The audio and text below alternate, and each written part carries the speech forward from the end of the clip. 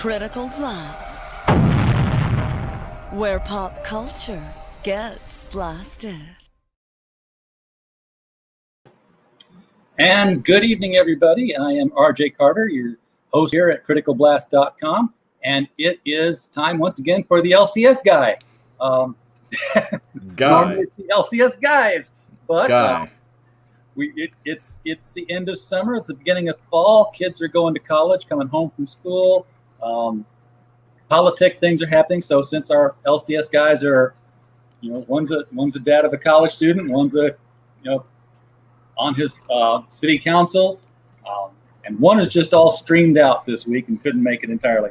So it's me and Yul Carter from Fantastic Comics in Berkeley. So that's right. Yul, how's it going? I'm wonderful. How are you? You know what? I can't complain. It's been a good, busy week. We've had a lot of shows this past week. Past 2 weeks, I actually have a little black book, and I don't even use a real calendar. I write down a 2-week calendar and who's going to be on each one and what I'm going to do. What was Paul Jenkins? You talked to Paul Jenkins? I talked to Paul Jenkins Friday before yesterday. So on a show?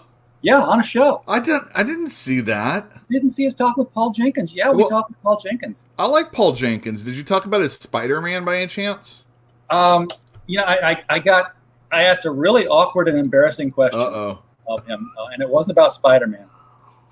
But we did talk with some about Spider-Man, and it was initially for his Fairy Quest books, but I knew he did Wolverine Origin.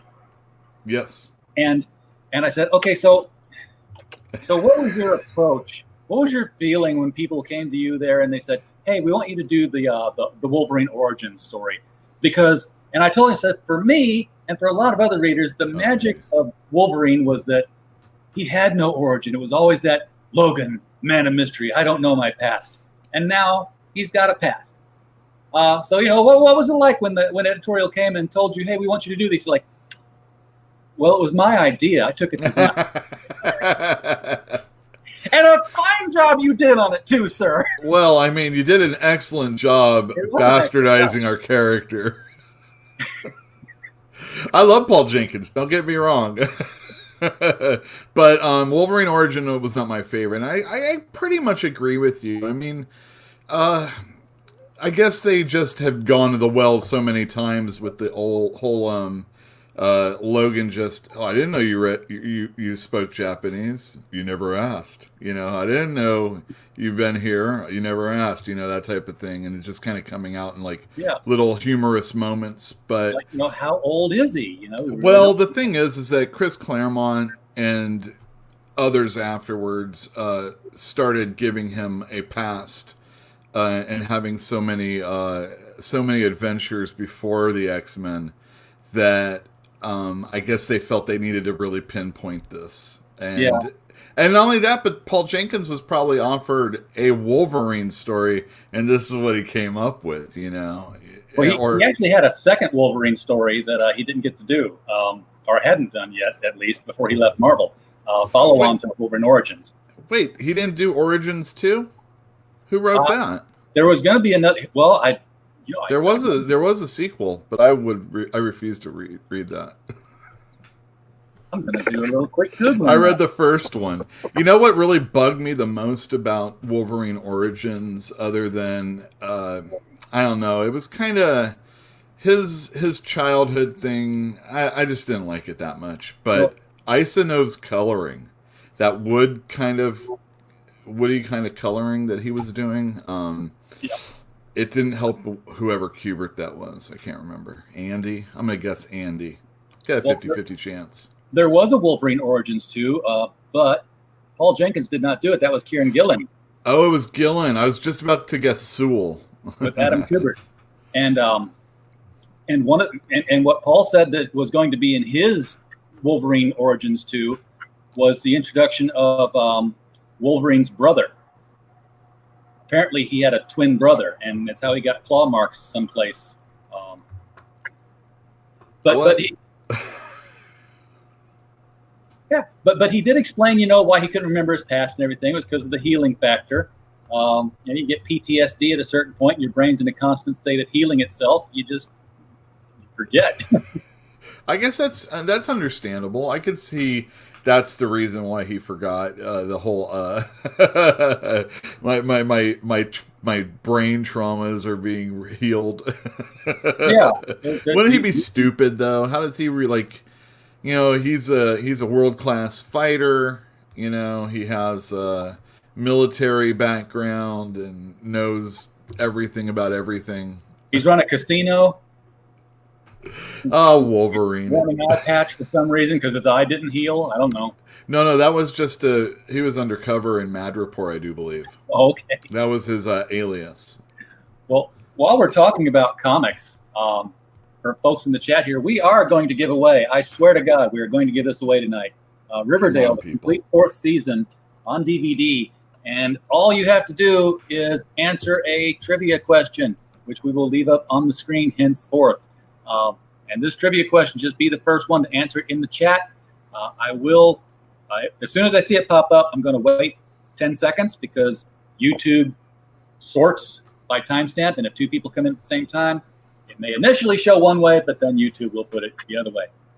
So to make sure we get the very first answer, I'm going to wait just a second, let it go. You should read that question out loud so that the listeners at home maybe... I am going to do just that. That's a great idea.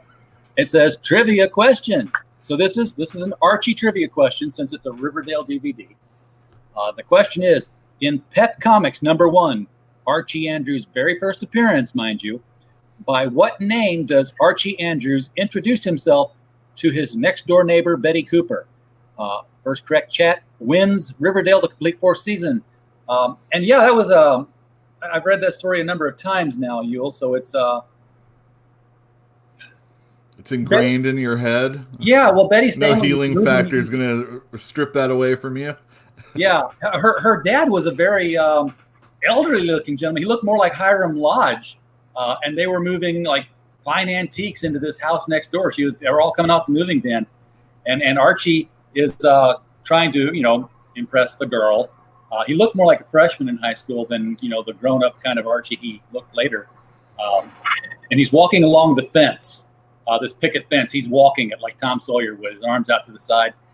And then to really do it, he's like, shucks, this is nothing. Watch this. He puts a blindfold on, and they open the gate to carry stuff in. And he expects the gate to be there, and he steps off the gate and puts his head right through some big, expensive painting of an ancestor. And so here's this soldier with Archie's head sticking out of it, looking all goofy.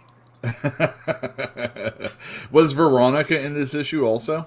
Veronica did not show up for a few more issues down the road. She was a much later addition. That's what you do if you want your comic book to be worth money later on down the line when you're long dead. You introduce characters. You don't just do it all in one issue. That's blowing your wad way too early. Look at what Fantastic Four is like. It is worth money way into the 50s. Silver Surfer, Galactus, they weren't all in the same freaking book, and it also didn't take a half a year to come out either. Oh yeah, no. Archie, Betty, and Jughead were in Pet Comics #1. Veronica didn't show up until Pet Comics #26. Damn. All right. They're like, this Betty ain't doing it for us yet. We need to spice it up a bit. And thus began the triangle. Now, I remember that story too. Are they always... All right, so no, I'm not talking about Riverdale yet. Okay, I'm just talking about Archie comics. I know it was written for younger readers, but were the 2 girls always only into Archie? No. In fact, they regularly dated other people. Mm-hmm. Veronica was always going out with Reggie as well. One of the main plot points of half the stories was Reggie beating Archie to the date and taking over because he had money and he had a car. And that's all Veronica really wanted was somebody with money and a car. But why is she even still like Archie? Is it just a rivalry with Betty or something? I think so. Now, interesting story. Okay, maybe not interesting to anybody but me. But I had formulated this story that I always wanted to pitch to Archie Comics. Um, and then publishers quit going to conventions, so I couldn't do it. Wait, don't tell it all, because this could be your crowdfunded thing, or Patreon. Yeah, like I used to crowdfund an Archie comic. Yeah, I mean that's a very that's a thing that creators do. It's on the sly. If you have a Patreon account, they might be doing a Spider-Man story. Let's say there's been people that have done that, and when Sophie Campbell started drawing the Turtles, it wasn't for IDW the first time. She people that saw her work saw it in other and maybe not entire stories, but she had drawn them before. So doing some fan fiction stuff on exactly. And the thing is like, what do we really want more than like a really good story by a creator that we like, usually of something that like I love it when a creator comes from out of normal channels and does a comic book that is a little bit more mainstream. So you get like an alternative person coming on over and doing a mainstream comic. Paul Grist, that's a good person. He did like Daily Bugle, and it's like, whoa, I can't believe Marvel did a black and white comic with this guy. And I'm running all over your Archie story. So no, Michael Waller, same kind of guy. He did all the indie stuff, and then he did Madman, and then they brought him in to do Ecstatics or. Oh yeah. So it was. You can do your own Archie. You can put it out there. Yeah. Not that they've killed off that particular brand of Archie anyway. Sure. Yeah. But I always liked the Archie at Riverdale High comics. That was the full title of it, because they were full-length adventures and they referred back to previous issues, like a superhero comic would do, or a Jonah Hex comic would do. Right. So it wasn't all just the jokey, haha, aren't I girl crazy, tripping over stuff, funny stuff. I didn't know that they did that. I thought it was only ever that. I mean, it was still humorous, but it was like, oh my God, that's the bank robber. He's got Betty in the trunk. All right. A little bit of Party Boys kind of thing in it. Mm-hmm. But no, I had this story that I wanted to call Without Archie. And it was all going to be a Mothers Against Drunk Driving benefit comic thing, because it was going to be Archie having gotten hit by a drunk driver and spending the entire comic in a touch-and-go situation in the hospital. This doesn't sound funny at all. It wasn't going to be funny. And I was going to explore all the characters and run them opposite the type, because the driver got killed. Archie's just, may die. But, I had things in there like, the school getting the announcement, Mr. Weatherby giving it off, and everyone's like shocked, and Jughead's just like the only one who's not moved. And he gets off and he's going out in a rage to do something horrible to somebody. And Moose, the big guy, goes after him to stop him. And Jughead turns around and decks him. I was like, okay, you get skinny little, I don't care about anything Jughead, punching out the guy who's always punching out Reggie and anybody else who messes with his girl. And Moose takes it because, first of all, he can't. It's Jughead's punch. and second of all, he gets it. But one of the scenes that I really wanted to write was in the hospital, where it's Betty and Veronica just sitting there at Archie's bed, one on each side, kind of in the dark. And Betty just loses it and looks up at her and says, why are you even here? You don't love him. I'm the only one who loves him. No one is going to love him more than I do. And you cut, and the door has opened up, and standing in the shadows is Mary Andrews, his mom. And they, Veronica's just taking this. She's not responding to Betty. She's just kind of like shocked. But they just quietly get up, walk out, let her out of the room, sit on a bench outside by each other. And then Betty just starts sobbing into her hands, and Veronica puts her arm around her, like, maybe just show there's a little bit more to Veronica and maybe a little bit more shallowness to Betty. Well, it's just. All right, so this was in the Dan Parent days? Was this like, you're crazy? Although somebody was crazy with Punisher versus Archie, so, it could happen. It worked. But, You need to have at least one zinger in there. Nope, there were none. Come on. Haven't you seen a very special episode of any sitcom? There's always one joke. Everything was lessons learned from Archie. I mean, Jughead's, I had him at the graveyard looking at this guy's tombstone, and he's just pissed at the guy. And the guy's wife shows up, and she's like, he wasn't a drunk. He wasn't, an alcoholic. He was at an office function, and he had one too many, and it was just an accident. This happened, and she's crying and everything.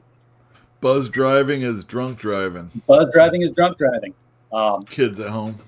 Yeah, and he was. Holy cow! He made a mistake. And Archie and Jughead's not having it. He's like, I don't care. He made a mistake, and now my best friend may die. And she says, mine did. And Archie's in the hospital. Jughead's walking away, and he passes her car. And as he passes her car, he looks in, and there's a 6-year-old girl sitting in the front seat by herself because the mom's left the child in there. And as these, that's crazy. I know. Crazy. You could do like Barchi and have Dughead and and other names, instead of Moose it could be like, Wildebeest or something. Elk. Yeah. I don't know. I really wanted to write it. I had every character was being used. And holy cow. I had this really good idea. I even had Little Archie in it. So what was the name? What was the name of the story? Life Without Archie. Okay. Wait, there was a Life Without Archie. Exactly. They did a Life Without Archie. They did do a drunk driving story with him at the end, didn't they? He got shot. Oh, he got shot. That's right. He got shot, and they killed him. And they really did kill him. They really did. But that was in Life with Archie, right? Yeah, that was in the two imaginary timelines where, right. One issue he's married to Betty, and one he's married to Veronica. Crazy. Crazy Archie. So, and as crazy as all that is, Riverdale's even crazier, right? Riverdale is nutty. Is there Satanism or something in there? Yeah. Really? And is there twincest going on in that program also? Or at least like they kind of allude to it or something? They've done more than allude to it. Whoa. Oh, is it like is it the whole family? Yeah, it's apparently generational. Oh my god. So they're like inbred like 100% or something? That's the redheaded ones, right? Yeah, Cheryl Blossom. Oh wait, everybody's a redhead in this program basically, right? Well, pretty much, yeah. Cheryl Blossom's mother was adopted, and she was a redhead, and they picked her because she was, the perfect type. But they raised her as a daughter for their son. Yeah. And Cheryl is. But that's so that she can have a heart of gold and still be evil or something, right? Oh yeah, but season 3, maybe even it was season 4. Cheryl digs her brother up and brings him home. She props him up in a chair in a room. Like Psycho or something? Yeah. And he's the most well-preserved 3-year-old corpse I have ever seen. Wait, he dies in the first season? He dies in the first episode. Oh my god, really? Yeah. The whole story is kicked off by Jason Blossom's body being dragged out of the river. So now I'm hearing this, and the very first thing I'm thinking is Archie meets Twin Peaks. Is that what this is? Yeah, very much like that. Is it as nutty, or like when David Lynch was actually involved in that show, it was beyond television. But I can't imagine this CW show is beyond television. Well, there aren't any backwards talking little people. But the incest thing goes beyond the Blossom family. Oh my gosh, my girlfriend would not like this.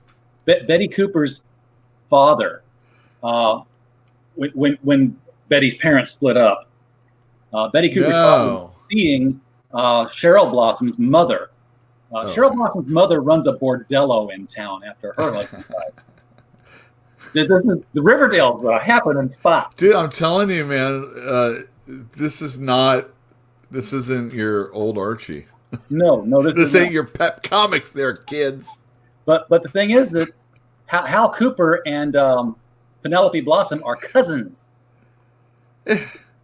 Cousins. And it's fine for them. Where is Riverdale? How is it I don't know. in Georgia? Riverdale, Alabama. Alabama? But yeah, I mean, Hal and Penelope are cousins, and it's fine for the twins to get together. But the whole thing that kicked the whole thing off with Jason dying was because he was going to run off with Betty's sister, Polly. And they're like, no, you can't. You're cousins. Not that it matters for any of the rest of us. and Polly was pregnant with twins. The Blossoms always produce twins. I don't know what that is. Is that what? Except when they have to adopt. Then it's. Yes. So there you go, everybody. Win a Riverdale. Let me know the answer. I don't think I want to win. I don't blame you, Justin. I don't. This show is just too bizarre to not watch. All right. And these are adult actors playing kids? Is that what this is? Well, it is now. I mean, they're playing high schoolers, so it's like 21 Jump Street. Right. I mean, but it's pretty sexually charged sounding, this program, and a lot of murder and fighting and stuff, right? Well, Archie and Veronica are sleeping together regularly, so yeah. And all Betty right. and Archie Jughead sealed the deal. Oh Finally. yeah. Betty first episode? No, not first episode, but yeah. So they've made a joke about it once because in the first episode, it's Betty and Veronica that get the first kiss. Oh. Yes. Wow, there you go, everybody. Yeah, it was part of a cheerleading tryout to impress the Vixens. So they did this routine, and Veronica's like, "Go with it, trust me," and just kisses her in the routine. But they joke later at a camp out where they're like, it's just the four of them, and they're like, so actually the only two of us who haven't kissed is Betty and Jughead, and Jughead's like, "Bring it on, big boy," and Archie's like, "In your dreams." Wait, now, Jughead, does he still eat hamburgers all the time? Yes, he does. They don't make a big deal of it, but he does have quite the appetite. And winner, chicken dinner, John Kilgallen has won. Oh, it's Chick. Chick. And they warned you, don't call him anything other than Chick, or he might sock you in the eye. So, John, congratulations. You are the winner here of the Riverdale complete fourth season. We will work out how to get this to you. Normally, I'd probably mail it, but I have a feeling I could probably get this into your hand at a local comic shop. All right. If you're the same John I'm thinking of, I think John is local to me here and goes to Dave's store. Unless you're going to say he goes to your store, in which case I've got to mail it. I don't believe that's the case. I don't know if is Jughead gay? No, Jughead is not gay, but Jughead was kind of joking with Archie. He's like, "Yeah, bring it on. I'll take it." He seems very emo. And I did like I did see how they did his crown hat, and I think that was a very stylish way of keeping it there and like updating it for that kind of character. It was. He definitely looks like a guy that'll hit somebody or is willing to swing at somebody. He's in a gang. Right. Oh, he is. His dad's the leader of the Southside Serpents before he becomes sheriff. Yeah, he's been in gang fights before. He's shot people. There was somebody who was like, I forget her name now, but she was like a crooked lawyer that worked for another gang, and she had done them dirty. But she couldn't be hurt because she had a serpent's tattoo on. She used to be a serpent. You couldn't go against fellow serpent. He had the serpents hold her down and cut that tattoo off of her with a knife. That doesn't sound cool. Jug is badass metal, I'm telling you.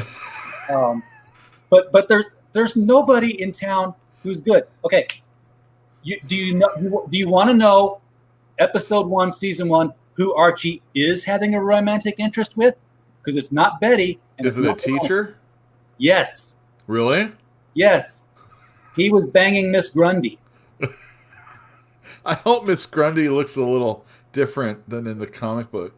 Miss Grundy was hot. Do you ever watch Always Sunny in Philadelphia? I have not. I should. All right. I'm gonna tell you one. They're very mean to each other, and this one character is remembering a time when he had a tryst with the librarian at his high school, and he remembers it as a very awesome, wonderful, romantic thing, and all the other people are like, not only was she like hideous and ugly to look at, but that's rape. And he's all, no, it wasn't. There you go, Archie. Well, and the thing is, she didn't go to jail or anything. She just got transferred to another school, like she was a priest or something. But she does meet justice, because in season 2, the Black Hood is in town. Now, you remember Archie Comics had a superhero line, right? Yeah, Black Hood, yeah. Yeah, the Black Hood is in town. He's a serial killer. Are you kidding me? No. Black Hood. All right, so recently there was a Black Hood series that Archie was doing, and Guggenheim was the writer. He doesn't write any of the Archie or the Riverdale, does he?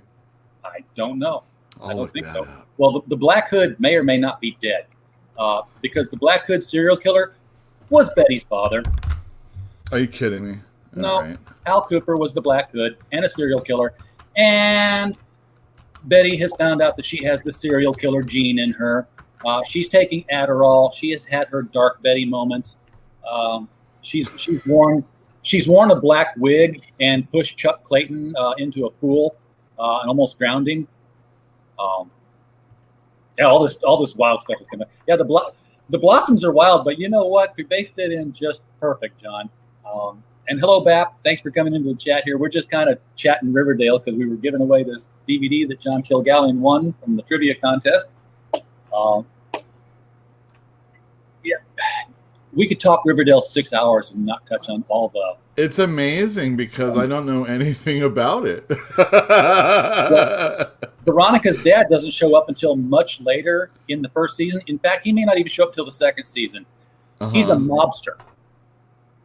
I am trying to find a writer on this program. No, Betty is not a meth head. Betty does take Adderall, though.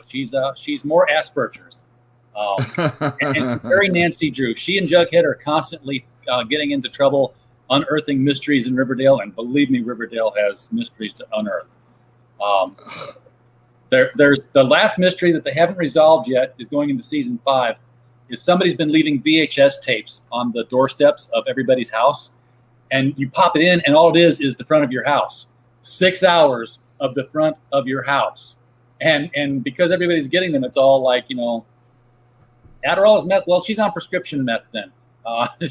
She's supposed to take it for focus.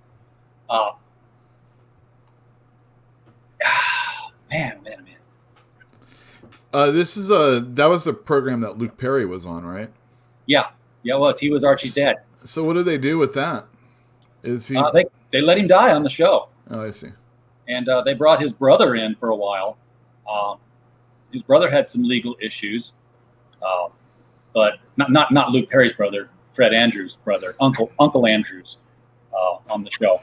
For the new father figure for Archie. Gotcha. But he had gambling issues, and Archie had to fire him.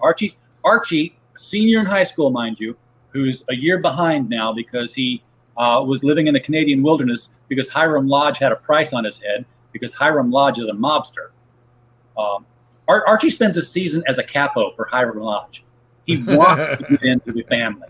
He's all for it. Where is Riverdale again? It's 20 I miles. thought it was like in Milwaukee or something like that.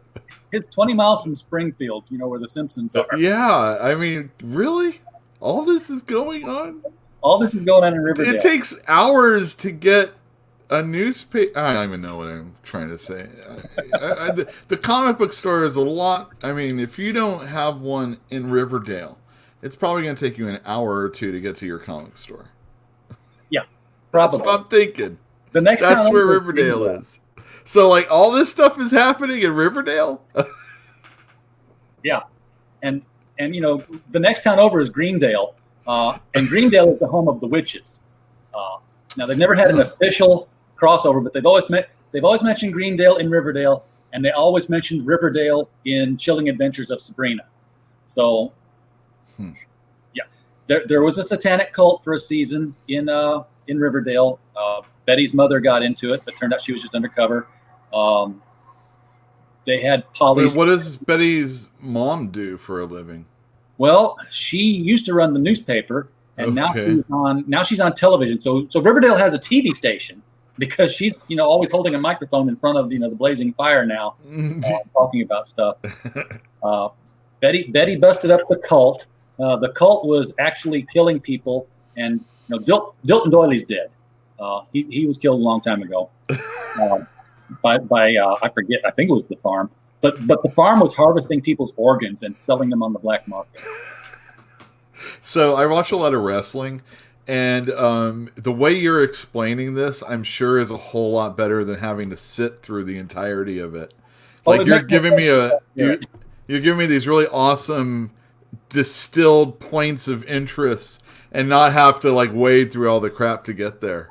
Yeah, they did the musical episodes are the best actually, and they did Carrie the musical, and this was during the serial killer season, and they just turned on the stage the how the set turns around to change, and as it turns around to change, everyone starts screaming because there's Midge Klump, Moose's girlfriend, crucified to something, bled to death with some sort of a message written in blood. But it's okay. Moose's girlfriend wasn't really his girlfriend. Moose is gay. Jeez Louise. All right. Awesome. Moose was having something secret on the side with Kevin Keller, who's exactly like he is in the comic books. He's gay. But he likes Kevin Keller's in this? Kevin Keller's in it. All right. Kevin is he married? Oh, no, he's not married. Okay, but he's still young. Okay, cool. He's a high school. They're all same age high school. I see. Yeah. Kevin likes to go for jogs in Fox Forest, which is where all the other gay guys. You mean like? I see. I thought you were going to say like a Jeffrey Dahmer or something like that. No. He just goes there for anonymous hookups. Yeah, Jeffrey Dahmer. That's the one. Well, the Black Hood was picking up people from Fox Forest, so he was warned never to go there again. So it's sure undercover. Robert Aguirre Sacasa is the mad genius behind all of the Riverdale stuff, and that's the only reason I don't. That's the only thing I don't like about Riverdale. I reviewed the first episode. It's easy for me to say. Let me rewind now. I reviewed the first episode when it came out, and I wrote this scathing thing. Says this is not your father's Archie. This is this is not even comedy. This is just some bizarre thing. What do you mean he's sleeping with his teacher? This is Dawson's Creek all over again. And then I started just watching every single episode. But I don't like watching it is because Roberto Aguirre Sacasa is the showrunner, and to do that, he left Afterlife with Archie unfinished on a cliffhanger. That is one of the. He'll never be able to go back to that unless he writes it for the collection, and then you can get it that way. Yeah, I really wish that would happen. I really wish, because Afterlife with Archie is the first time I actually read Archie comics for any length of time. And I read every single issue. They were beautifully illustrated by Frank Avila, and it was written by him, and it was the best thing he's ever written as far as I'm concerned. And, well, I mean, other than this Riverdale stuff, obviously, but that I've never seen. Well, he so when he broke into comics, it was to replace Mark Waid on Fantastic Four, because Quesada was like, all making changes and everything, and everybody was loving Mark Waid and Waringo on Fantastic Four, and so Aguirre Sacasa's coming on, and everybody got pissed, and it was like in Wizard, and people were out there just getting really upset. And I don't remember. I don't know if you remember. I mean, I remember seeing a lot of pitchforks and and torches lit, and people storming Stan Lee's house and everything like that. And They're like, what the hell are you doing? This nobody is going to come over here and write Fantastic Four when we loved it after all this time not getting anything good, and now you do this to us? So they made a comic called Four, the number 4. I remember that one. And it had a beautiful Steve McNiven artwork, and the stories were okay. But that's what the Aguirre Sacasa Marvel Fantastic Four book he did was supposed to be. And I remember he came into the store that I worked at the time, and he signed a whole bunch of them. We talked about it. Can you imagine if he'd stayed on Fantastic Four and gave it the Riverdale treatment? I mean, well, there was definitely relationship issues with Sue and Reed, and there's a little bit of an examination of the Thing, if I remember correctly. But overall, it got mired in whatever Marvel was making it have happen to it. So, Well, there's a lot of stuff that happens in Riverdale and in the Sabrina show that he carried over from Afterlife with Archie. Afterlife with Archie was the very first time that somebody broached the subject of Cheryl and Jason Blossom being, more than brother and sister. Twincest. And that was his idea there, and Hashtag. he brought it over to the show. Yeah, hashtag Twincest. But Vampironica, interesting run. I have read some of the Vampironica. I have not read a ton of it. I haven't read but a little bit of Jughead to Hunger either, which... It's just too much for me. I just wanted that one to end, please. The Afterlife? Yeah. Yeah, I mean, Reggie's just taken a deal with the Minions of Cthulhu to kill Betty Cooper. Do it! Yeah. Well, the thing about Afterlife with Archie was, so again, I've never read Archie, but I've always seen Archie. And the thing is that it somehow has leaked into my brain without ever having read Archie what these characters are like. And when you see them utilized in a horror setting in Afterlife with Archie, definitely a PG-13 horror, but there's death and murder and all this other stuff. You know how these characters... Reggie is the jerk, and he's the one that runs over the dog that causes this whole mess. Exactly. And you find that out later on. I mean, it's obvious, but, it's so well done. Like, this guy's the jerk in the normal Archie comic. Therefore, he's the jerk here, just in a little bit more, a very much more serious way. It was a good one. Black Sad. I have not heard of it. I'm going to write it down. And, all right, so Black Sad's that's an anthropomorphic book. That's the one drawback, I might say, but it's lavishly illustrated, like it's an Italian book or something. And it's noir, but in color. Is it like a 22-page monthly or? No, it's a hardcover that Dark Horse puts out, if I'm not mistaken. All right, I'll check into that one. Anthropomorphic comics are making kind of a comeback. We talked with the guys who were doing this book called Dominion, and it's a Bible story. I mean, it's literally a Bible story. It's 2 Samuel. It's the fall of the house of Saul, and it's all King Saul after he's refused to kill the king of the Amalekites, so he didn't destroy them utterly, and he didn't destroy their weapons. He kept them for their army, and Saul walks off. But it's anthropomorphic and it's in space, so it's Narnia meets Star Wars, and it's really, really good, and it's exquisitely well done. I have there's always an exception, obviously, because I grew up during Turtles. So pretty much Turtles, yeah. But anthropomorphic. You're not an anthropomorphic kind of guy? No, sir. I have one favorite anthropomorphic book of all time. I mean, not trying to judge, but whoa. Oh, well, Captain Carrot, and it's good. They don't make that anymore. Obviously, again, I was a kid during that time, and I thought that was funny. So, Usagi Yojimba's out there, but I've never read it, really. Mouse Mouse is obviously anthropomorphic. Jason, the guy who does all the Fantagraphics books, he does these like dog or rabbit eared dogs that just go moping around in their existence, and those are really great books. Jason, and I highly recommend people check them out. Or if you're in Berkeley, come to my store. I have them. That's fantastic comics. Yeah, that's right. Definitely, if you're in Berkeley, head over there. I'm trying to figure out where Dominion Comics came from because, or where Dominion came from. I know that what I'll do here is I'll search Dominion site Critical Blast, because guess what? We reviewed the book. I'm sure Terminus Media. What was that? Terminus Media. Terminus Media.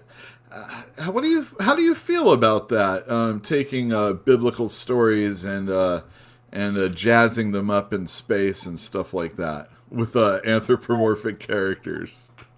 I don't really have a problem with it. No. I mean, I don't want to say you're going to have a problem with it or anything. I'm just curious, how do you feel? I mean, is that the way to go? I don't think I'd buy a lot for my store, is what I'm saying. That's price point always matters, of course. Price point always matters. Yeah. And you got to know what your market is. I'm sure their market is going to be people who want to read Bible stories, right? Or C.S. Lewis was nothing but the Book of James, mm-hmm. And he just put anthropomorphic characters in it. Yeah, And he reached a much wider audience than just the Christian audience that he was, obviously gearing it toward. I mean, there's obviously really good material to plumb throughout a big book like that. Yeah. And those pages are good for other things, too. Exactly. I was just curious. I mean, I don't know, man. Sometimes I think, obviously everything's been done, right? Yeah. This story's been done a million different ways, exactly.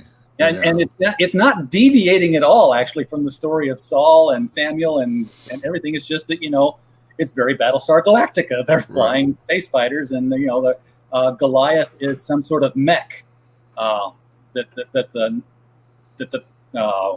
Philistines. The Philistines have a mech called Goliath, and he's huge. You haven't seen him yet. You've only seen the devastated village, and you fly back and see the footprint. Yeah, I got to admit, understanding a giant in biblical times compared to a giant in space, a space situation, that sounds like Galactus now. Now we're talking Galactus type thing, I'm surprised we can actually see Galactus anymore. I mean, he's too big to really be seen. Well, right now you can't because he got killed, boy. And I understand he has a teenage daughter who's pregnant. Wait, what? I didn't see that part. Galactus has a teenage daughter named Galacta. And this wasn't in Thor, was it? Okay, phew. I don't know. I'm reading Thor right now, and he killed Galactus. Oh, that won't stick. I had a customer asking me what I felt about that, and that's pretty much what I said. None of these things ever stick. And it used to be at least there were the rule of three, who are always going to stay dead. There's always going to be Uncle Ben's going to stay dead, Gwen Stacy's going to stay dead, and Bucky's going to stay dead. Oh, is Uncle Ben back? No, he's not. And technically, I don't know if this is the real Gwen Stacy because of clones and all that. And alternate worlds and... Well, I'm not counting that one. Spider-Gwen, that's kind of not the same. But, I think Gwen Stacy isn't alive yet, really. So, until she's hanging out with Peter every day instead of Mary Jane. You know what happened? Let's put this in Dan Slott's ear. Think of Riverdale. As she's falling. Wait, Dan Slott, Nick Spencer, let him do it. Okay, either one of them. But as she's falling off the bridge way back when, and Spider-Man's web catches her, right before that snap is the sound of Mephisto going, freeze time. Okay, Gwen, let's talk. What, you want to use him again to alter a Spider-Man situation? Yeah, it'll be called Yet Another Day. Yet Another Day. No. And Gwen makes her own deal with the devil. Holy cow. If nobody knows what we're talking about, this is like the most boring thing, I'm sure. But that was, Joe Quesada. God damn him. Just making changes where they didn't need to be made, you know? That's like ultimate, like he had a really good run during that time where everything was like really cool. You know, the Ultimate lines were good. You know, Grant Morrison came on X-Men and that was good. They had all sorts. I loved Ecstatics, even though it was different from what normal X-Force people were used to. It rattled things up, you know, and it was just the right time for all that. And then he let, well, and a lot of times I'll get into this conversation, he kind of let Bendis take over. Or he allowed Bendis to shape the Marvel U. I mean, there was Miller for a while, but then Miller was gone and it was Bendis left over, you know, and he wasn't tempered with the other people that could help, you know, make something good. And then after him, we had like, you know, the Jason Aaron events, and then we had the Jam Band and X-Men versus Avengers. I say it that way. I don't say Avengers versus X-Men. You can see which way I leaned in that war. Well, I will say this most recent Avengers Fantastic Four book has the most ingenious logo I've ever seen, because I'm like, oh, that's just perfect. You know, is it Avengers Fantastic Four? It's got the 4 built into the A. Oh yeah. So I was like, that's design genius right there. That's good stuff. You know what would really warp your head, though, getting back to Riverdale, Yule? If you really want to get some mental psychic whiplash, before you watch an episode of Riverdale, read an Archie Spire comic. Wait, Archie Spire? Spire was a publishing house in the 70s that licensed the Archie characters to tell exclusively Christian stories. Okay, well, couldn't they have just used regular Archie? No, this wasn't just like nice person stories. This was like exclusively, like the cover of Archie's One Way was one of the books.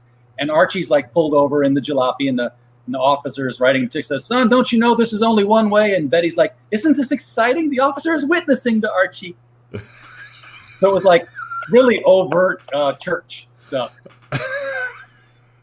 I thought for a second they were going to be the ones acting out the biblical stories, and you'd be like Reggie with the jawbone of an ass, just smashing up the bad guys. But yeah, it was all very, very much a lesson, and there really wasn't much story as much as it was talking heads, saying, "Oh, heaven's a wonderful place. I can't wait to go there." It was. They did it's like Archie Rise. What's that? It's Archie Rise?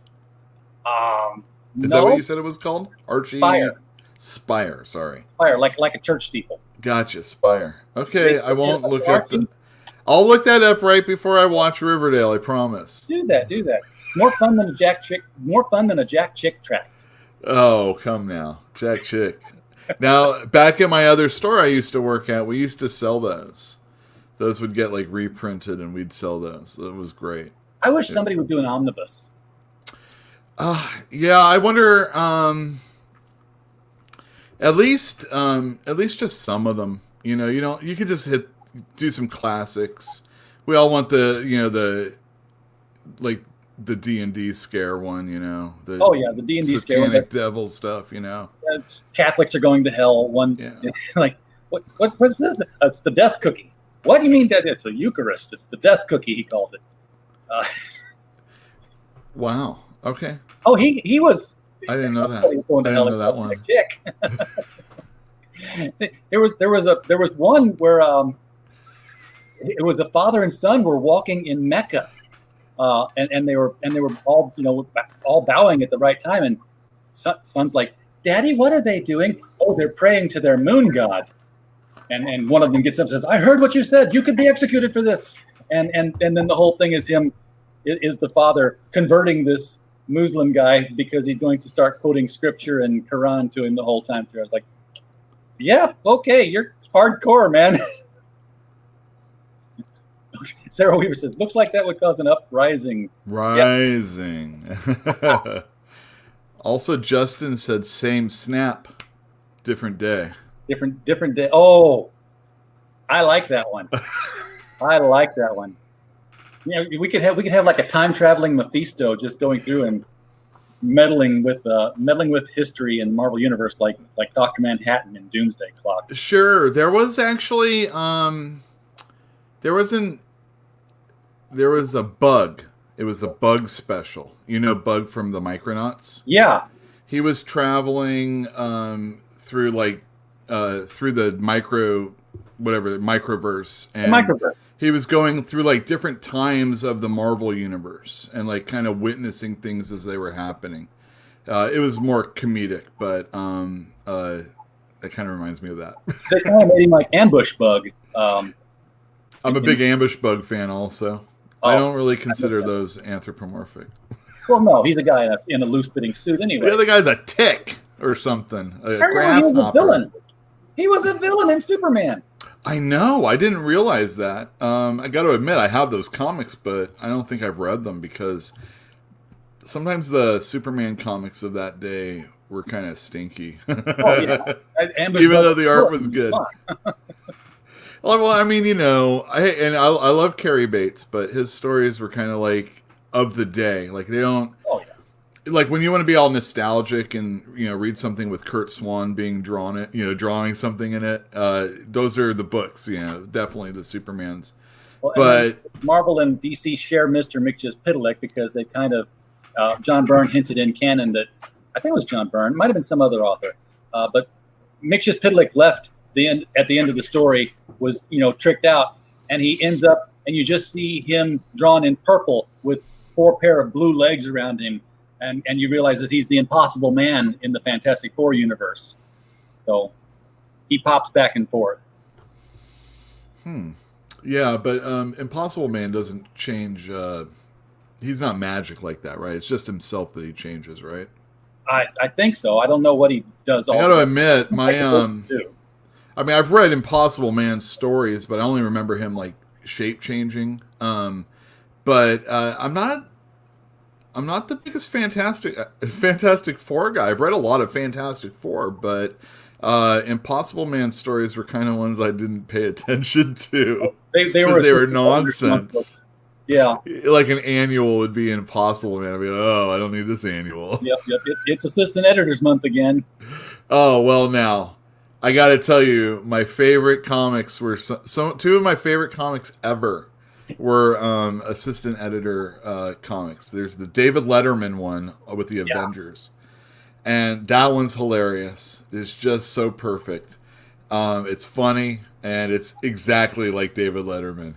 And I also like the Defenders issue where the Beast goes to a college to give a commencement speech, and like the news is there, and he goes with Bobby, and he goes with Angel Warren, and they're like, the news reporter's talking to Beast, and then Bobby says something, Iceman, everybody says something, and then the reporter's all, "What's this?" Or who are you? And he's all, "Oh, hey, I'm Lance. I'm Hank's gay lover," or something like that. and then the Beast is like, "Oh my god, he's mortified." And it has Frogman in it. Again, not anthropomorphic. No, the Frogman's cool. But that's funny because Iceman obviously later was gay, and Beast said he was gay at one point. Yeah, that was when he was going through hormonal changes because of the third mutant genesis or whatever the hell they called it. I can't remember. Yeah, so he was. Yeah, exactly. He was changing basically, and he's like talking sort of philosophically about how he feels, and he's all talking about how sex doesn't really mean anything to him. He might as well, he is gay. I think I'm gay. He's not straight. He's not gay. He's just he doesn't know what he is. You know, he's I'm just still not trying going to to. do anything with anybody because I'm big, blue, and furry. Yeah, that's the other thing. Those claws, man. You don't want to be around him when he's happy.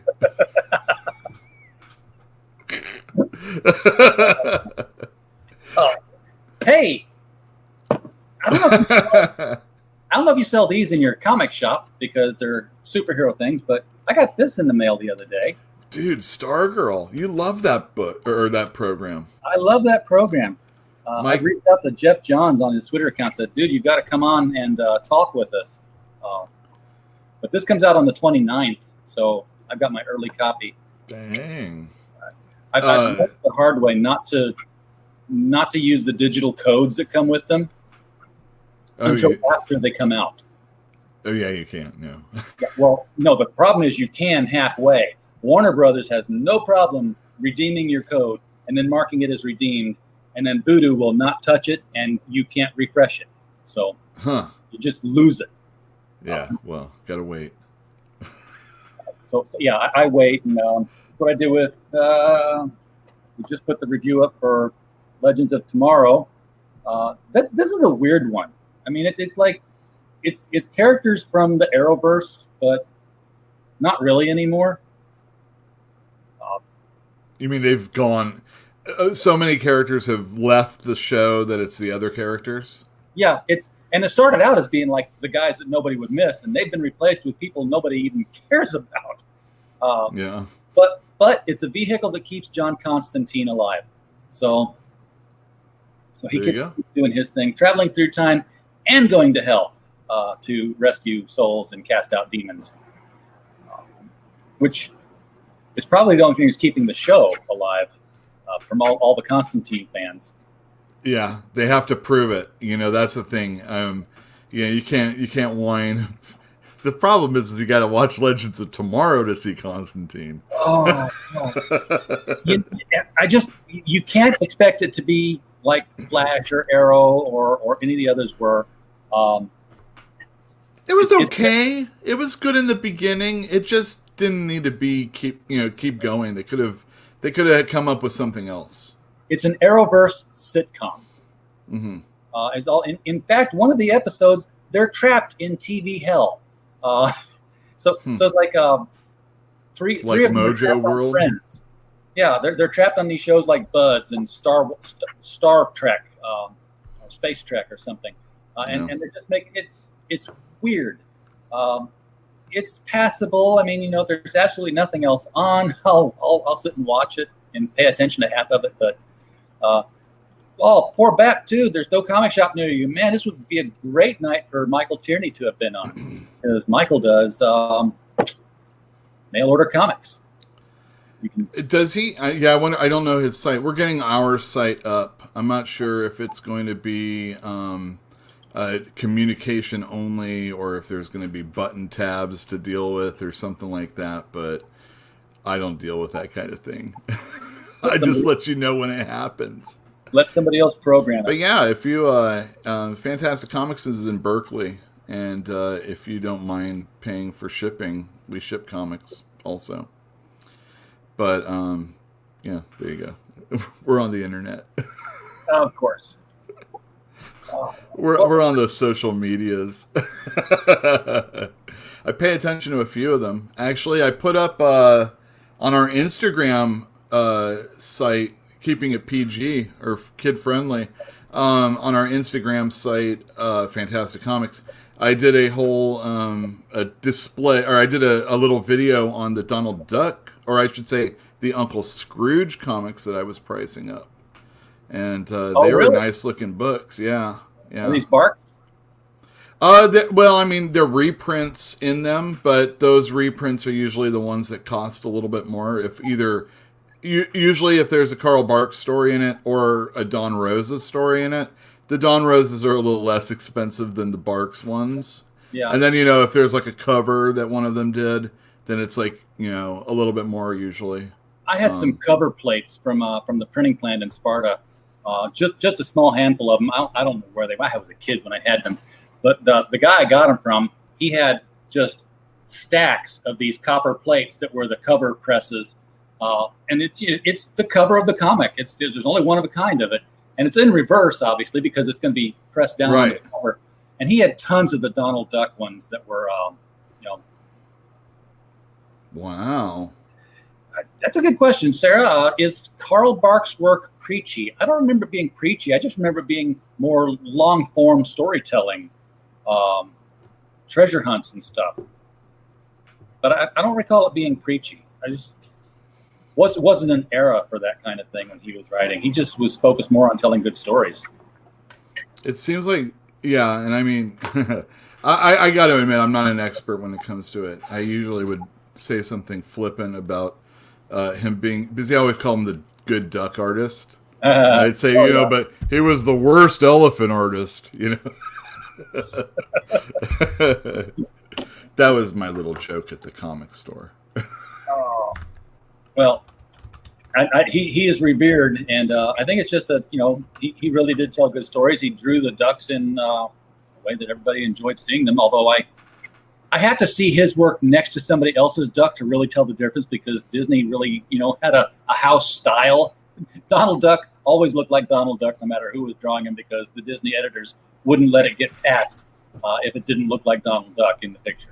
Right. Oh, I mean, geez. If you have to, my buddies used to work on Disney Tales, the little things that would be in the supermarket and bookstores and stuff like that. And, they had to deal with corporate when it came to, like, they're like, oh, you got to change this because of this, all that stuff. I mean, it was a good gig. I mean, they probably got more people looking at their art than anybody in comic books during that time. Yeah, but I worked at a retail, not a retail store. I worked at the corporate office for a grocery retail chain. And one of the guys in the marketing department there, his job was doing things like cereal boxes for, generic cereal foods. So it's a no-name character, monkey or toucan or whatever. But he had done a coloring book for Disney as part of his resume. And, I was like, oh, cool. Well, maybe we could do a comic book sometime. What would something like that cost? He's like, well, I got $10,000 for the for the coloring book for Disney. I'm like, yeah, okay. You keep working with Disney because I don't have $10,000. Yeah. That's probably nothing for them. Disney Adventures. That was the book that you were talking about, that magazine. Yeah, I think so. I remember they were doing like Kim Possible and some other stories in there. There you go. And keeping it with Disney for a second, or actually keeping it with Don Rosa, when I was a kid growing up, there was a collection by Fantagraphics of Don Rosa's college strip called the Pert Willoughby Papers. And that is funny stuff. Not quite Disney-esque. No. So, if you have never seen the Pert Willoughby Papers, I recommend people search that out. It's not expensive. You go to like My Comic Shop or something and get it. Did Don Rosa do the Phantom Blot? That was the big famous ongoing Mickey Mouse adventure for the longest time. I don't know. Do not know. That's my yet another mystery for the chat. Yeah, we're talking about Archie and Disney comics. And when my grandmother would buy me comics as a kid, she'd call them funny books. And there ain't no way I'd read a funny book. So, it was all superheroes for me. And then when I got older, in my, 14 or 15, there was like a lot of Pacific Comics and First Comics. And I said, Fantagraphics was putting stuff out. And if I wasn't reading, Spider-Man, I was probably trying to read like Elementals from Comico. Or, I loved Grendel, back in the day. So, the adult versions of the all ages superhero stuff. The adult. Star Slayer. I was just filing those today. Star Slayer. Oh, that was some good stuff. Mike Grell. Love that. John Sable.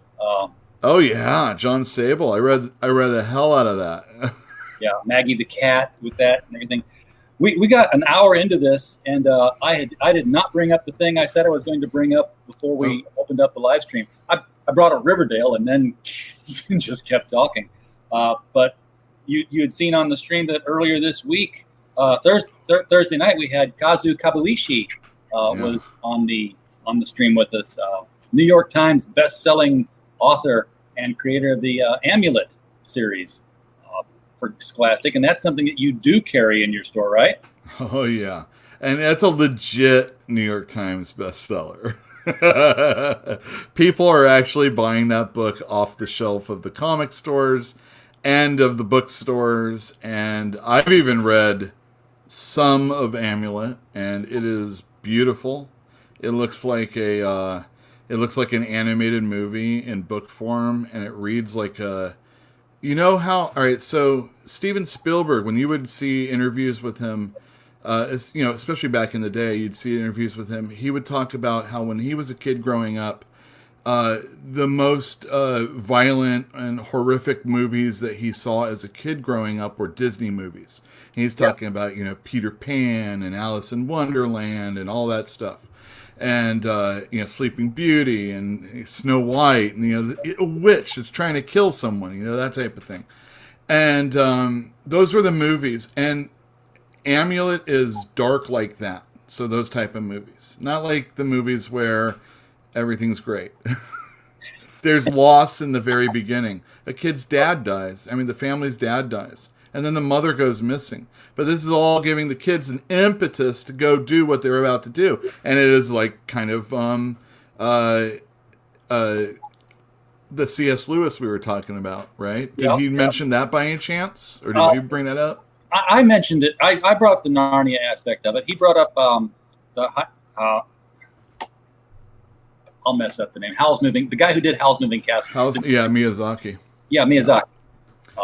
For sure. I mean, it doesn't have to be, I think if you don't have like a biblical bent necessarily, and someone compares something to a C.S. Lewis, they might immediately try and find something else to steer away from. But obviously, Howl's Moving Castle, Miyazaki, is definitely an influence in this guy's, probably his entire career, I would assume.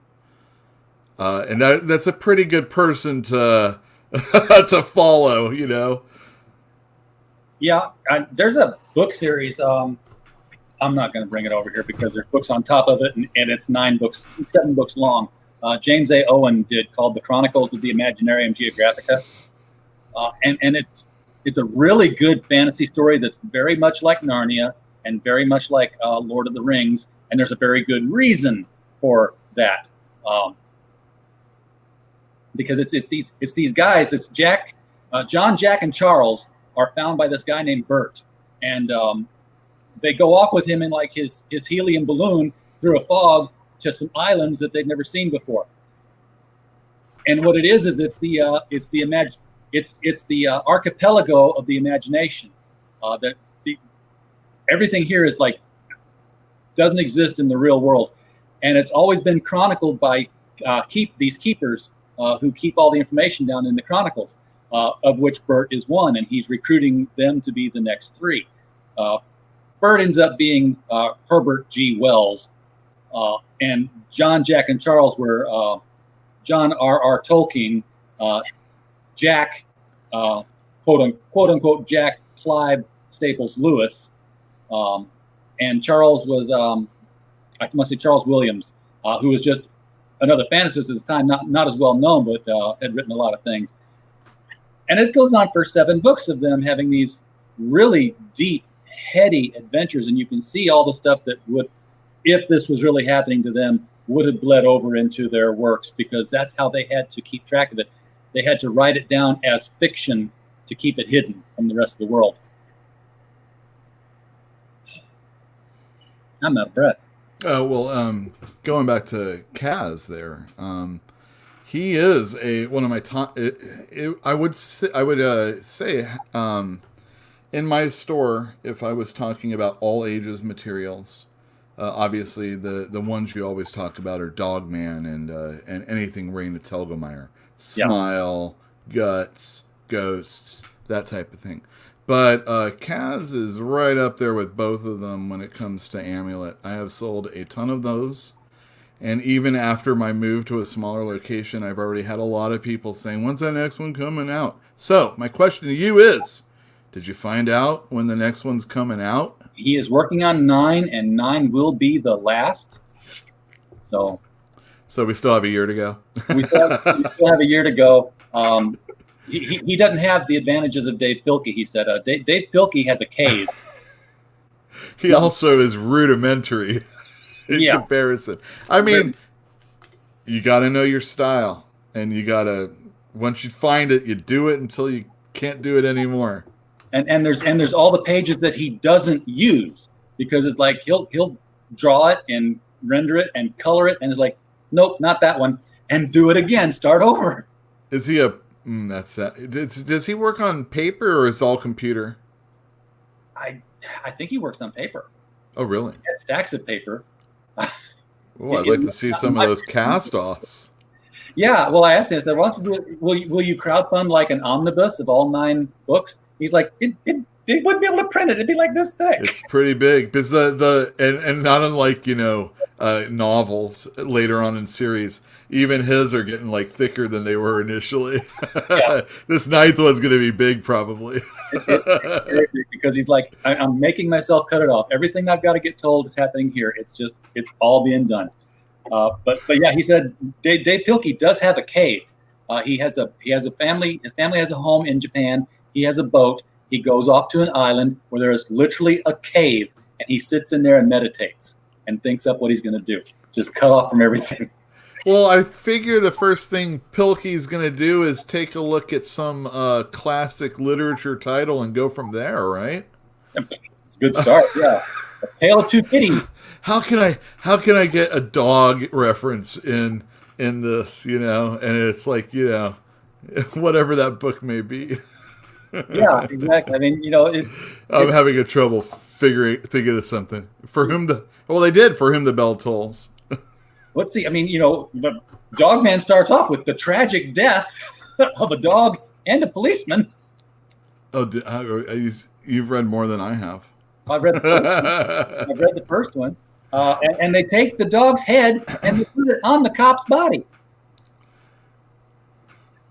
Okay, cool. That's it. And it works. It just fits. Oh, I see. That's how he. RoboCop. Dogman. Yeah. Or like Plastic Man, maybe, or something. Yeah. Now they didn't take the man's head and put it on the dog's body. I don't think. I think that was just wasted stuff. They were dead. Yeah, that'd be like what? Traveling around like that would be ridiculous. They did that in Mars Attacks, if you remember. They did, yeah. They put the human head on the dog, the Chihuahua. Yeah, that they did that with. That was Remington Steele, Pierce Brosnan. They put Pierce Brosnan on the dog? Damn. Oh, no, it wasn't. It was the person he was talking to. It was the woman. Sarah Jessica Parker? That's the one. That's the one. They turned her into Sarah Jessica Parker? That's what they did, yeah. Oh, man. That's what they did. Well, anyway, if you're interested in finding out more about Kazu Kabuishi, funny story. I asked the PR guy, I said, how do you pronounce the name? And he gave me an absolutely wrong pronunciation. Fortunately, I pulled his page up right before the show. I'm like, oh, he's got a video. Let me see what's on here. And the guy says, hi, I'm Kazu Kabuishi. I'm like, that's not right. All right, so people, all right, my name is Ewell Carter. Like Ewell Brenner. People, I usually say Ewell Gibbons, so a lot of people don't know who that is, but I like to bring that one up. But yeah, if you have a strange name, just you know that you do. How many times in your life have you had someone butcher something of yours? First and last, right? So you get that on your page and let people know. Sienkiewicz, he has a phonetic way of saying his last name. I still hear, even that can be tough sometimes.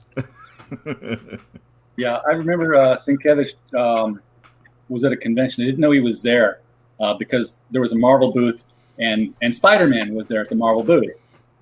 Just showing off and acting out with the other Marvel people, and they didn't know who was in the costume. And then he started signing autographs, and it was Spiederman. It's like, oh, it's Sienkiewicz in the costume. I never knew how to do that.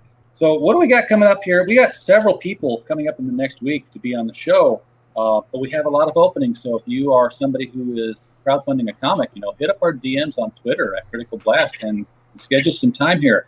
Monday, we've got Drew Crevy coming on to talk about Island 19, another story of the Bermuda Triangle. Luke Stone will be on with his hybrids crowdfunding.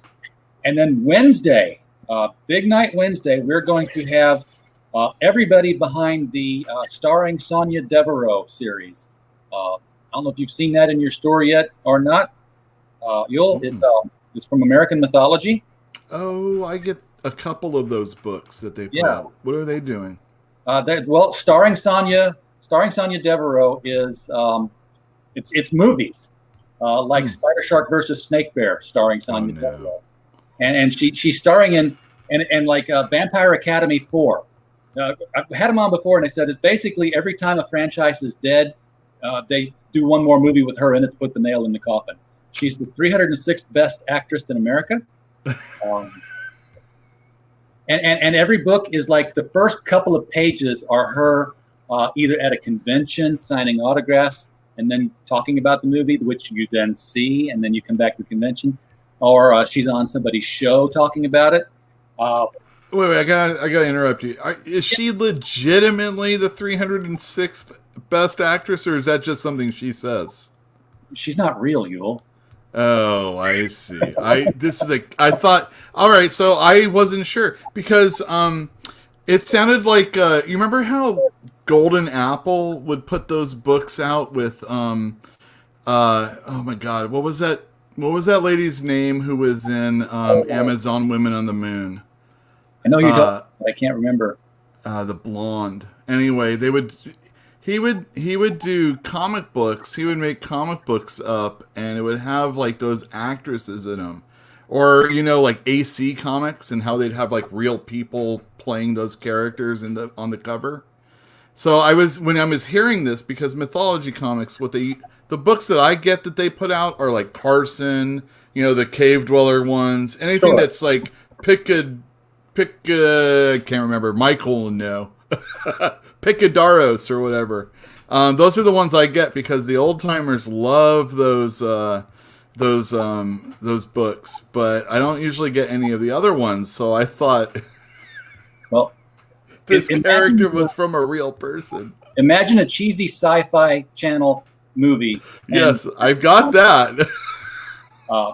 But they'll have like real actors star in these movies that are the comic books. Yes, actors. But they know these people and they've gotten their permission.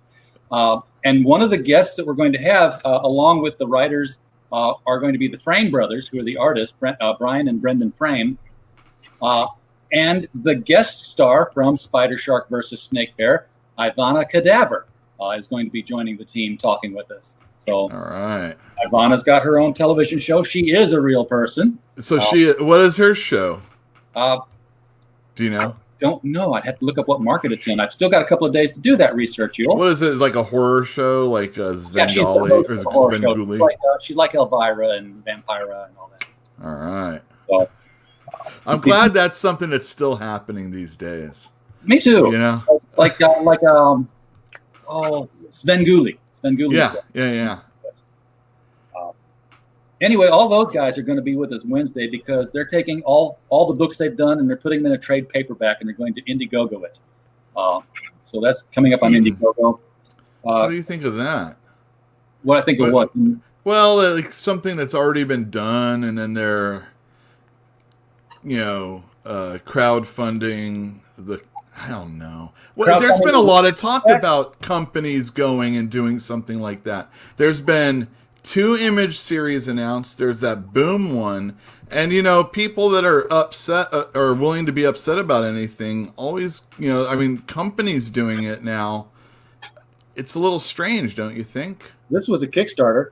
Tarot. Yep. Jim Ballant. Have you read that since day one? I've not read all of it since day one. It's a lot of books. But it's 20 years worth of books. I had to put my hands over the YouTube censoring things there. So I had a customer. This was at the store I worked at. I had a customer come in and let me know that they were one of the tarot sword, broadsword pictures in the back. Yeah. And Yeah, they have. Those are things that's very scary sometimes when you work at a shop. Finding out that someone's posing all or close to nude in the back of a book. And they're letting you know about it. They all dress up as tarot, and they have a sword. Yeah, in the proper places. You know, there's a big hilt here and a sword blade going down. Yeah. Oh, yeah. I mean, it's tastefully done, but it's still scary. I think I had their Halloween issue one year, 2018, and I just turned to the last page. It's like, broadsword girl of the month. I'm like, oh, they still do that. Hey, I know her. And it was, Victoria Avalor, who is one of our earliest Critical Blast bombshells of the month. Oh, really? We do this monthly cosplay feature, and it's like, I know her. She's one of ours.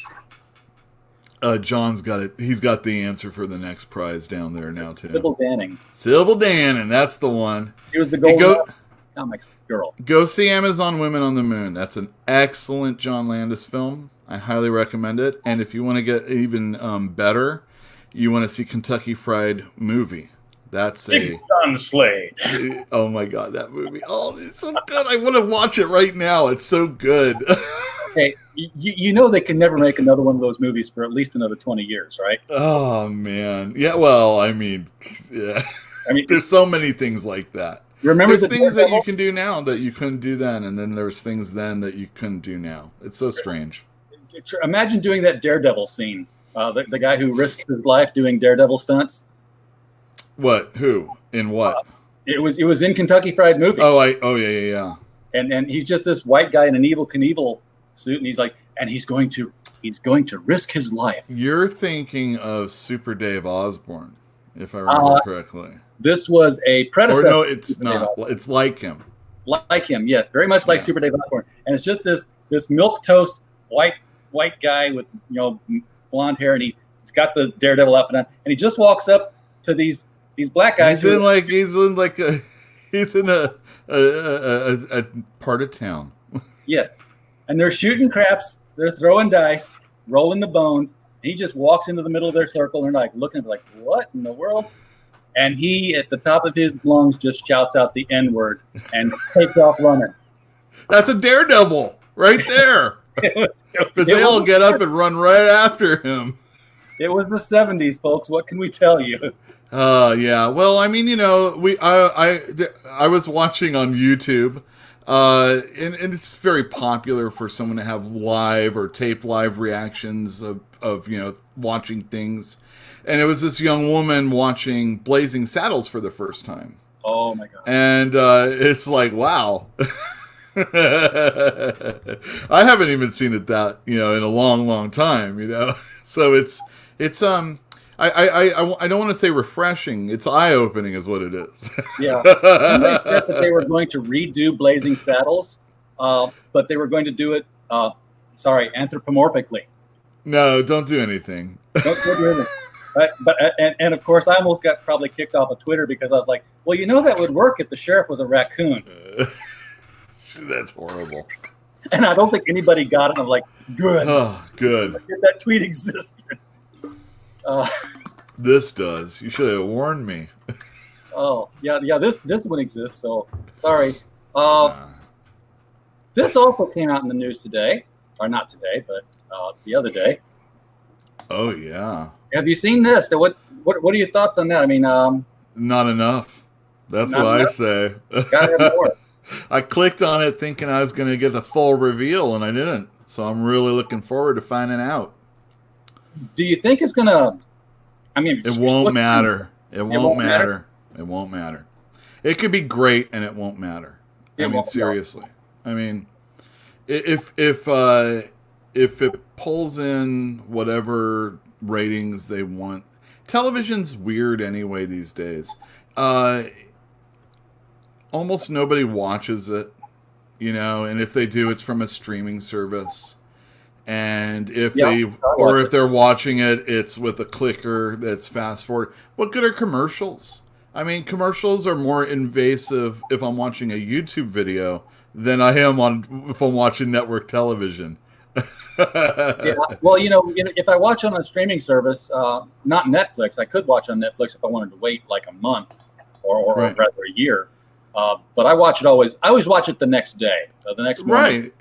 Well, I mean, the thing is like it really, for the most part, is not appointment television. There's very few things No, that are nothing is. filmed, and I think the last one was Game of Thrones, really. Other than sports, and nobody's even watching sports anymore. Everything's dead, or everybody's watching everything, and they'll get to Batwoman when it's time. Right. Oh, I'll get to it now, finally. Well, that's like, with Netflix and the advent of the streaming service, I finally got Netflix like 6 months ago, and I'll just start something and just let it keep playing through. That's how I watched three seasons of Sabrina in one sitting. I'm like, what do you mean that's all there is of it? You're right. And so I'm picking bigger things. I'm like 5 seasons into Criminal Minds now. I'm like, there's 14 seasons of this thing, and I'm going to watch all of them. Oh, Mandy Patinkin. He's a wonderful actor. Now, my question though, he was only in the first 2 seasons, by the way. I know. Yeah.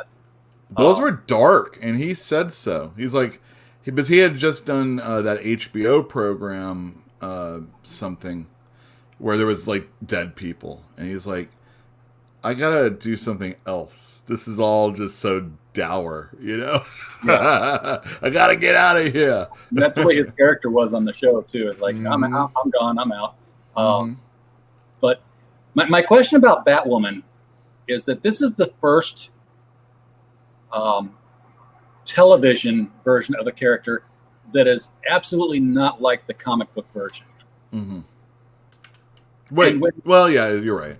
And when that's happened, I want to say when it's happened in the past. I'm not sure that it ever has happened in the past, but I have this sneaking suspicion that Kate Kane in the comics needs to watch her back.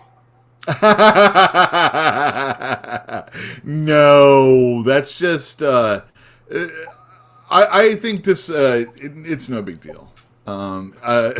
Well, I don't think it's a big deal. She's not going to go like the Punisher and get a and get melatonin increase, so that she can go to prison and interact with everybody. That horrible. Well, story. Yeah. That's a Punisher story. Look it up. I'm probably butchering part of it, but it was horrible, and Jigsaw was involved, Punisher watched Soul Man and figured it would work. Yeah, he's like, oh, I can still get away with this. Of course. If you want to read a good Punisher that's actually portraying races, kind of like good Tarantino, not just doing exploitative stuff. I would highly recommend Garth Ennis's Punisher Max storyline. The whole series is fine. I was talking with a customer about it, and he was selling me on it again. And I was like, I read it at the time, but he was just telling me how wonderful it is and how refreshing all these characters are and how they kind of speak real, but, television, or movie. So there's that aspect of it, but the stories are so really strong, and it's super violent, and if you're into the Punisher at all, or if you're like, you don't like Punisher all the time, this is like nth level Punisher. Yeah. I liked the Max books that were out. I really, really liked the Squadron Supreme version under Max. The thing is, I don't have them all, and they're like hit and miss all over the place, so I'm trying to get something in some sort of a sequence where I can read it, but every single one I read independently is like really cool.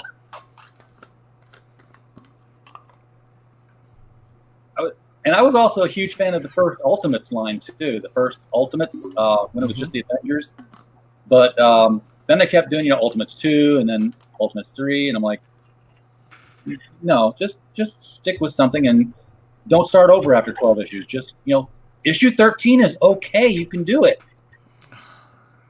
Yeah, I guess that's just it's such a shame. I highly recommend to people out there, if you're going to buy a comic book, buy something in the middle of a story arc. Buy something from someone you like, regardless if you can get the first issue. If they are worth their weight, their salt at all, they probably should be able to, get you into it. And sometimes it's fun just to read something you don't know. Oh, I'll try this Shazam. Well, you could do that. You just, go and say, hey, here's a Superman book. You didn't have to have the first 230 issues. Right. Because it was Superman. It was going to happen all in this book. Well, the stories are definitely written differently, so it does make it a little harder. A lot of times it feels like the third or fourth issue of a 6-part story arc are kind of like the filler issues. You kind of know where Freytag's curve is on these books. And it's. And nothing happens in the book. Because it's part 3 of 6, nothing's going to happen of any major importance. Right. I mean, it's hard. You can't keep writing. I mean, let's just say it is. You have to have some downtime with these characters. After a big... I love Marv Wolfman and Perez and New Teen Titans. They get done with Trigon and their real big, encounter with the Justice League. And then they have a whole day where they're just examining their lives. It's called A Day in the Life. Yeah. The X-Men will play a game of softball after a big event that will lead them into something else. Or, when you get to actually spend time with these characters, but gosh darn, man, it's hard to get into books these days. If there's like this, I can't say get into a Gideon Falls number 25 that came out this week. Go ahead, pick that one up, Now you need to start from the very beginning, and a lot of comics are written that way. Yeah.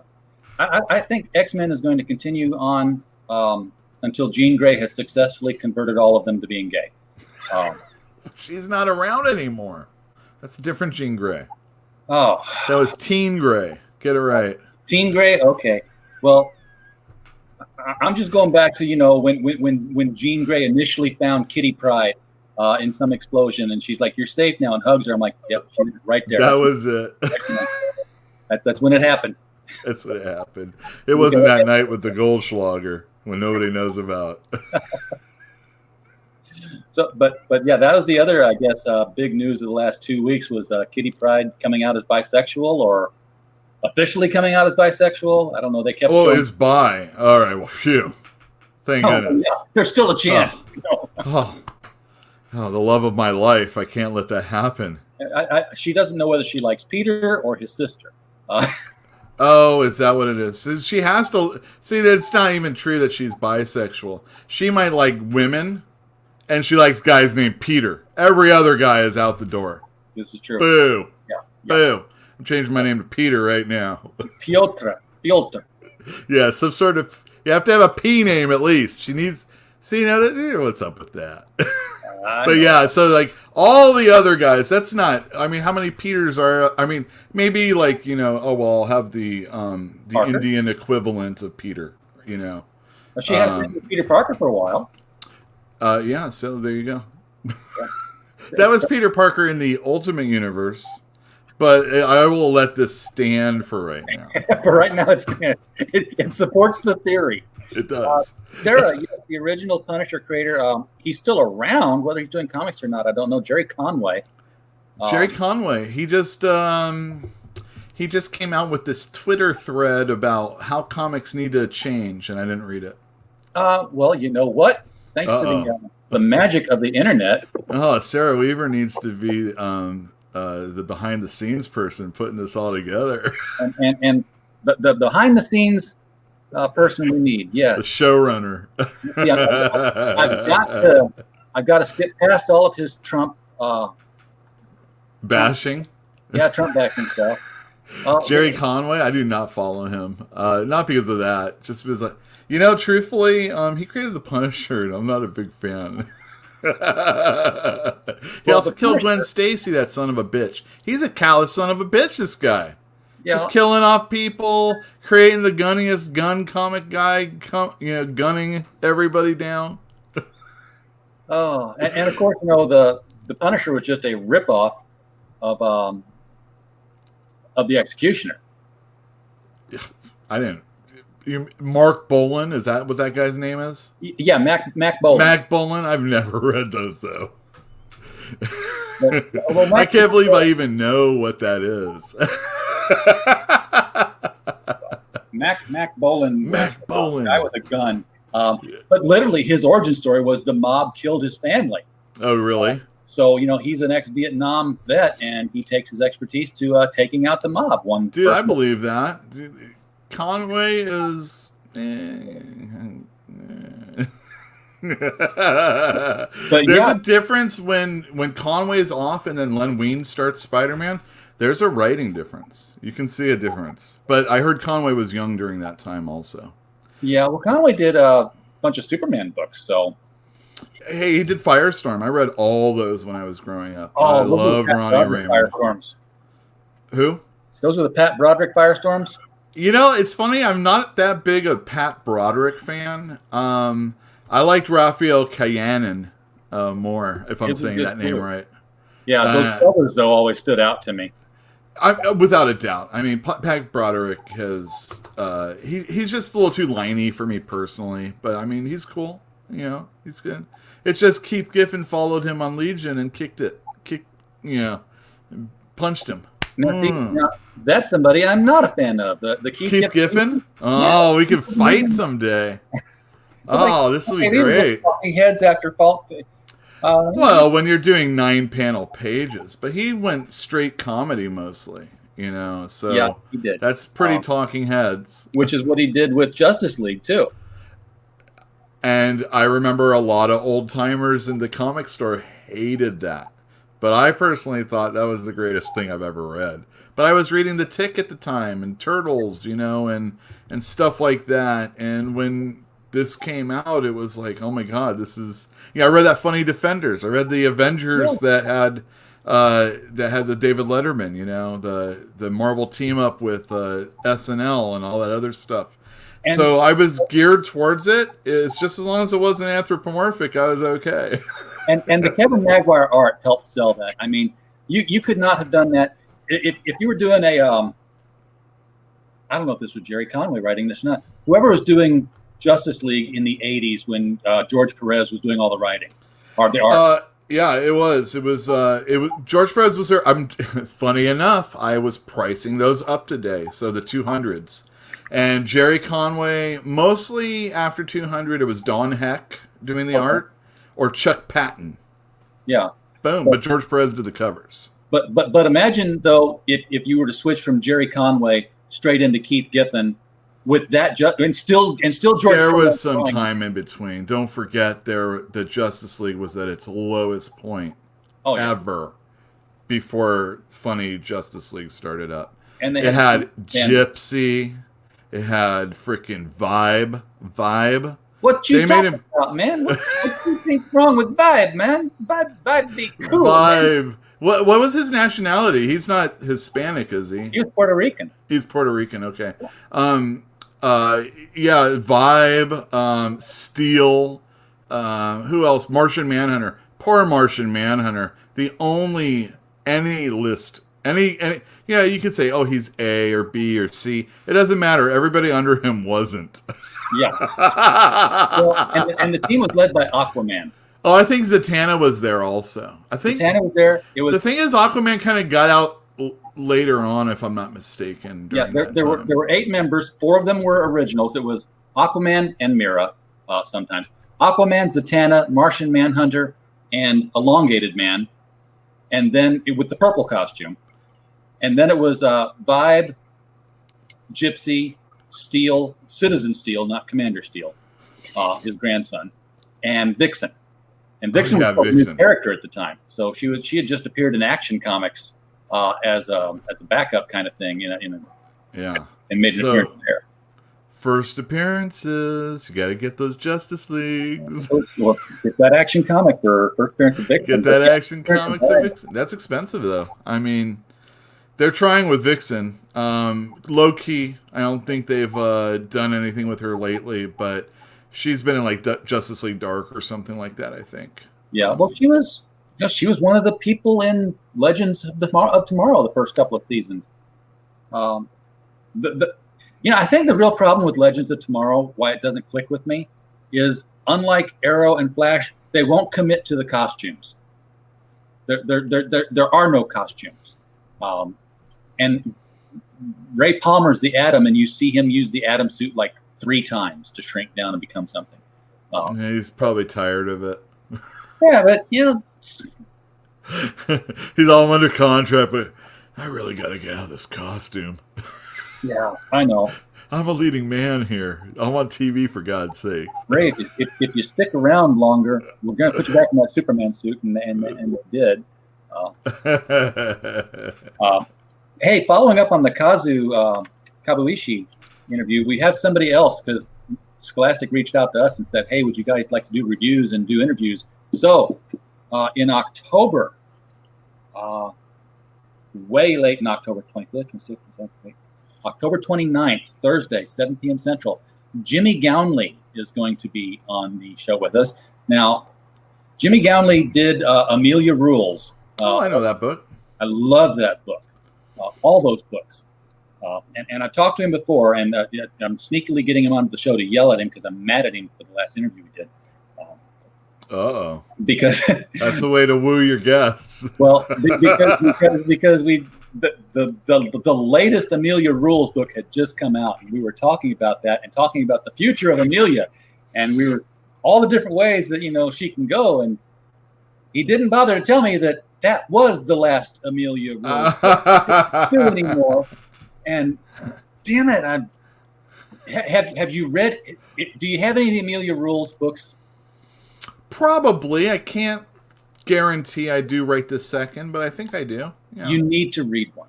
Really? Because yes, absolutely. Really? Jimmy Gownley does. Okay. I read Zeta the Space Girl. That one's good. Forget that. What? Forget that. You know how Scott McCloud says that the comics medium can do things that only the comics medium can do, provided the right person is there and actually knows how to take advantage of it. Mm-hmm. Jimmy Gownley is one of those right guys. He does this. If you've got the volume When the Past is a Present, there are 2 things that happen in there. One is that one of Amelia's friends, her father, gets called off to service in Iraq. And she makes this point about, he's going to be gone for this many number of years. And she left him at the airport. She's recounting him, getting on the plane and taking off. And she's counted down to how many seconds it's going to be till she sees him again. And she goes through the whole, it's like, it's 2 years, it's 24 months, it's this many seconds. And then you turn the page and it's just this field of white after he's left her and her standing alone. And the text is 1001. And it's like, it was just, his talent is that gives you 99% of this hilarious comic strip run around craziness and then gut punches you when you're not expecting it. But that's just the storytelling aspect of it. The comic book aspect of it is he has Amelia sitting. Now, Amelia's a middle schooler. Her parents are divorced. She's living with her mom most of the time. And they're going through a family album. And they're like, grandparents, great-grandparents, all these photos. And the photos are done in the styles of old comic strips that match the time of each one. So like great-grandpa's photos are done in a gasoline alley kind of comic strip style. And they got word balloons with them. So you can read all these things that were happening at each time, but later all those strips come falling down at the far end of the book. And you see a panel from each one of them, and it tells an entirely different story as they're laid out in this new thing, but also the way they're angled. And you go back and check, the panels have not been altered. The way they're angled, you get this portraiture of Amelia's face, because all this came together to make Amelia. And it's something that you just could not do. You've seen the things where the trees against the background look like a woman's head or something. There's some movie that did that. So anyway, yeah, Amelia Rules. Read all of them. Read lots of them. So you're gonna interview him. Oh, for this though. But the new one he's going to do is 7 Good Reasons Not to Grow Up. This is almost 300-page graphic novel here. I think I got that coming in for sure. You better have it coming in because it's $24.99 hardcover. They usually have them soft cover at the same time. Do they? Usually. I did not know that. Usually. Like, so Like the amulets, I think, come out at the same time that way. I've only ever gotten the ambulance soft cover, so I didn't know if they did like that. This one's called the synopsis on this was, "Who is Kirby Finn?" Well, Kirby Finn is the guy with the lightning bolt on his chest there. He's the hero of the story, if you want to know. To his friends at Greycliff Academy, Kirby seems to have it all: charms, brains, and a lucky streak that won't quit. He's also the notorious hero creating the snarky videos 7 Good Reasons Not to Grow Up, which expose just how dumb adults can be. Why would any kid want to become one of them? But there's also a mystery about Kirby. And when his best friend Raja finds out his secret, Kirby, Raja, and their friends have to grow up fast and face the world head on. So it's going to be one of those books. 300 pages, 275 pages of fast-paced hilarity, followed by, oh my God, I can't believe you did that. I want to cry and quit reading now. Followed by everything's going to be okay. Let's make him the next Raina Telgemeier. Oh, he does great stuff. One of the things that the Amelia kids do, they have this game called Thank God You're Still Open. And they'll all get like huddle behind a bush and look at a convenience store across the street. And then one of them has to run in, grab 3 items at random, run to the counter breathlessly panting, throw it down, say, "Thank God you were still open." And it's like, Q-tips, olive oil, and a sponge. And you're kind of like, what's the emergency? And it's basically just to make the guy behind the counter put a story together in his head. What emergency could possibly require these 3 items? And thank God they were still open to provide them. Hilarious. Wow. So, we can do a long show when it's just you and me, Yule. We don't need these other guys. I'm just going to singular. And we might sound better also. I got to get Dave a mic. Yeah, Dave needs a mic. He does need a mic. He's. I don't know how I sound right now. Really need to replay him back. I think it sounds pretty good. I have no mic. I'm literally going straight into the laptop this time. Because I didn't want to wear headphones all the time. I was like, well, what the hell? I'll try it on the new laptop. And it's working. Not only that, I can share pages and pull things off of Twitter. I tried to find Jerry Conway's Twitter stream. I think she had already read it anyway, so not going to.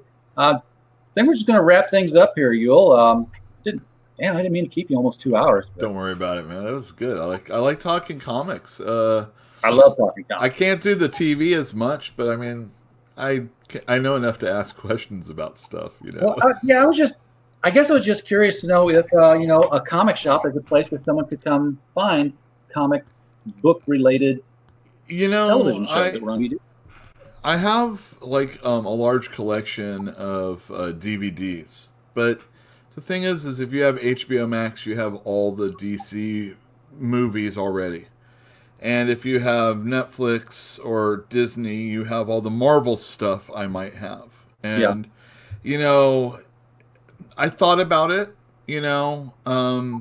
there's definitely comic stores out there that do things like sell video game cartridges and, Legos and whatever they can to make money when you're not selling comic books as much. Something to get someone in the store for another reason. But I've never actually done the DVDs. I do have an extensive collection of things. Yeah, I like them. Not. I'm not talking XXX or anything like that. No. But stuff that isn't out there on all streaming services. But even if you have Amazon Prime, you probably are able to get it. So I decided not. Because if I lose my account, I lose all my stuff. Mm-hmm. Whereas no one's going to come into my house and take my DVDs away from me. Oh yeah, they will. Disney will. Disney will. When they buy the last company, they're going to start coming into our houses to take all that old stuff that they don't want you to have anymore. You don't know this? You're really angry with me. I have. You know what I have on DVD? Alien? Song of the South. Oh, very good. Well, they're always looking for that. I mean, they probably have triangulations going out right now. They heard that. Just let you know. They'll be at your door in a few minutes. It's built into Apple.